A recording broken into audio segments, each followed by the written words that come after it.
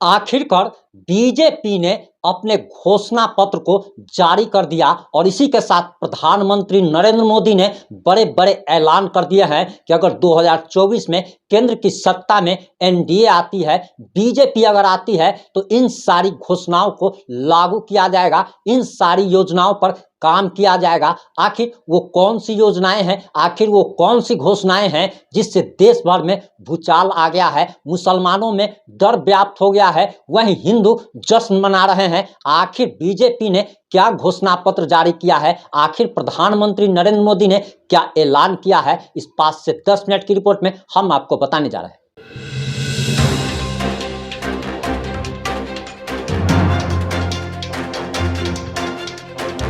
नमस्कार, मैं प्रिंस कुमार सिंह और आप देख रहे हैं पॉजिटिव इंडिया। अगर अभी तक आपने चैनल को सब्सक्राइब नहीं किया, हमारे फेसबुक पेज को फॉलो नहीं किया है तो अभी कर लीजिए, और जो लोग ऑलरेडी कर चुके हैं उन तमाम लोगों को सही हृदय धन्यवाद। अब वापस आते हैं अपनी खबर पर। दरअसल बीजेपी ने अपना घोषणा पत्र जारी कर दिया है और इसे संकल्प पत्र का नाम दिया गया है। और बीजेपी ने जिस समय घोषणा पत्र जारी किया उस समय बीजेपी के राष्ट्रीय अध्यक्ष जेपी नड्डा, देश के यशस्वी प्रधानमंत्री श्री नरेंद्र दामोदर दास मोदी, रक्षा मंत्री राजनाथ सिंह, गृह मंत्री अमित शाह समेत तमाम बीजेपी के कद्दावर नेता मौजूद थे। और इसी के साथ बीजेपी ने संकल्प पत्र जारी कर दिया है कि अगर 2024 में केंद्र की सत्ता में एनडीए अगर आती है, बीजेपी आती है तो इन सारी घोषणाओं को लागू किया जाएगा, इन सारे संकल्पों को पूरा किया जाएगा। और सबसे पहला संकल्प बीजेपी ने लिया है कि 2047 तक भारत को विकसित देश बनाएंगे, यानी कि अभी हमारा देश जो कि विकासशील देशों में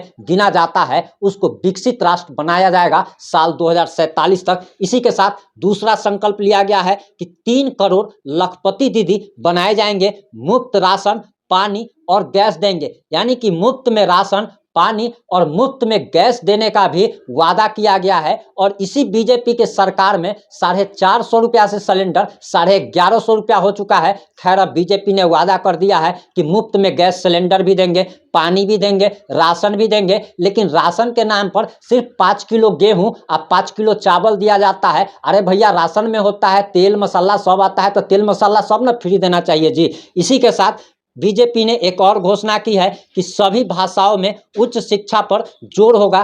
कई सारी वंदे भारत ट्रेनें चलाई जाएंगी, पेट्रोल आयात को कम करेंगे, युवाओं के रोजगार पर जोर दिया जाएगा। अब सबसे बड़ी बात यही है कि इसी बीजेपी ने वादा किया था कि 2 करोड़ रोजगार दिया जाएगा, लेकिन आज तक 20 लाख रोजगार भी नहीं दिया गया। खैर, बीजेपी ने अपने वादे को दोहराया है और बीजेपी का कहना है कि युवाओं के रोजगार पर जोर होगा। वहीं नेशनल एजुकेशन पॉलिसी को लागू किया जाएगा और नेशनल एजुकेशन पॉलिसी लागू होने से पूरे देश भर के लोगों को फायदा होगा। इसी के साथ मुफ्त राशन की योजना अगले 5 साल तक लागू रहेगी। वो जो 5 किलो गेहूं और 5 किलो चावल जो मिलता है, प्रत्येक व्यक्ति के नाम पर 5 किलो और डीलर देता है 4 किलो, यानी कि प्रधानमंत्री वहां से भेजते हैं 5 किलो और यहाँ आकर के हो जाता है 4 किलो। 1 किलो जो है डीलर खा लेता है। क्या आपके एरिया में भी आपको 4 किलो अनाज मिलता है?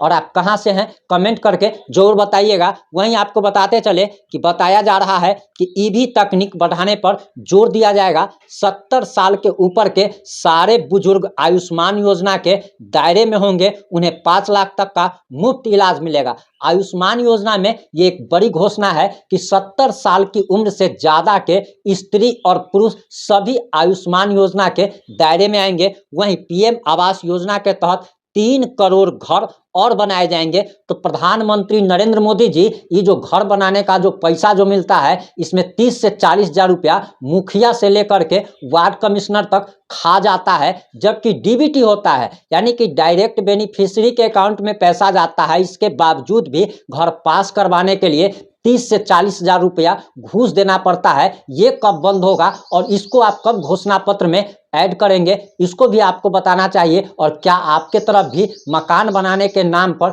40 हजार रुपये का लोन पास कराने के नाम आपको प्रधानमंत्री आवास योजना का फायदा दिलवाने के नाम पर क्या आपके यहाँ भी घूस लिया जाता है? कमेंट करके जरूर बताइएगा। वहीं बिजली बिल जीरो करने और उसमें कमाई करने के लिए काम करेंगे, यानी कि बिजली बिल जीरो करने का मतलब है कि सोलर जो है उसके उपयोग को बढ़ावा दिया जाएगा।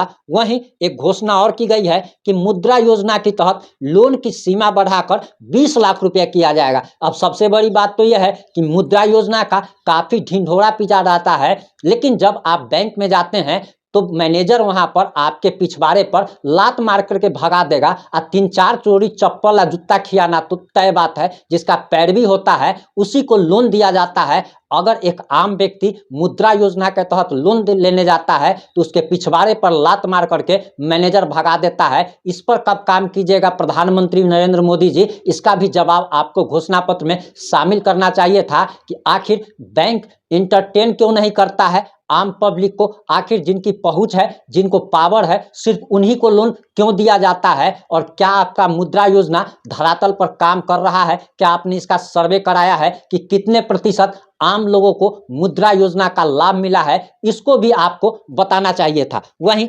दिव्यांगों को पीएम आवास योजना में प्राथमिकता दी जाएगी। खैर ये सब तो होता नहीं है, ट्रांसजेंडर भी आयुष्मान योजना के दायरे में लाए जाएंगे। सर्वाइकल कैंसर से मुक्ति के लिए अभियान चलाया जाएगा। सब्जी के उत्पादन और स्टोरेज के लिए क्लस्टर बनाए जाएंगे। सहकारिता से समृद्धि के रास्ते पर चलेंगे। दलहन में आत्मनिर्भरता पर फोकस करेंगे। ग्लोबल न्यूट्रिशन हब बनाने पर जोर देंगे। किसान सम्मान निधि आगे भी जारी रहेगी। एक देश एक चुनाव लागू होगा।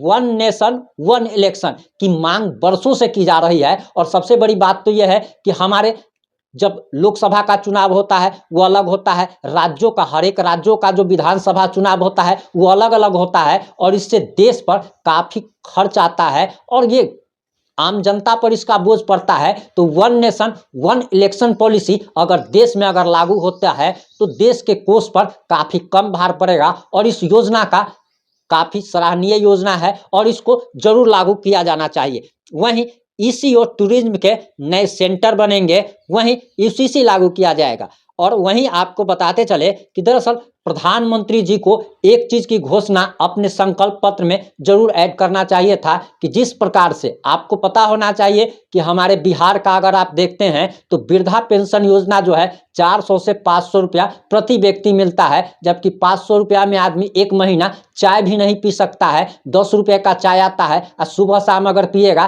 तो फिर भी किसी महीने में 600, तो किसी महीने में 620 का, तो किसी महीने में 640 रुपये का खर्च हो सकता है। तो प्रधानमंत्री नरेंद्र मोदी जी जिस प्रकार से राज्य में और कई सारे राज्यों में, अगर हरियाणा की बात अगर की जाए तो हरियाणा में वृद्धा पेंशन के तहत 3000 रुपया मिलता है, तो इस पर भी आपको काम करना चाहिए। और देश भर में वृद्धा पेंशन योजना केंद्र सरकार की तरफ से और पूरी तरीके से लागू की जानी चाहिए। और 3 से 5,000 रुपया मिनिमम वृद्धा पेंशन योजना जरूर देना चाहिए, क्योंकि जो बच्चे को या फिर बूढ़े को, आप देखते होंगे कि बच्चे हो या बूढ़े हो, इसी दोनों को ज्यादा बीमारी होती है। ठंड ये लोग न ज्यादा बर्दाश्त कर पाते हैं, न गर्मी ज्यादा बर्दाश्त कर पाते हैं। और जितना आदमी का उम्र बढ़ता चला जाता है उसके राशन का कम खर्च होता चला जाता है और दवाई का खर्च ज्यादा होता चला जाता है। तो उस पर भी आपको ध्यान देना चाहिए। जिस तरीके से विदेशों में दवाई का खर्च, राशन का खर्च तक सरकार उठाती है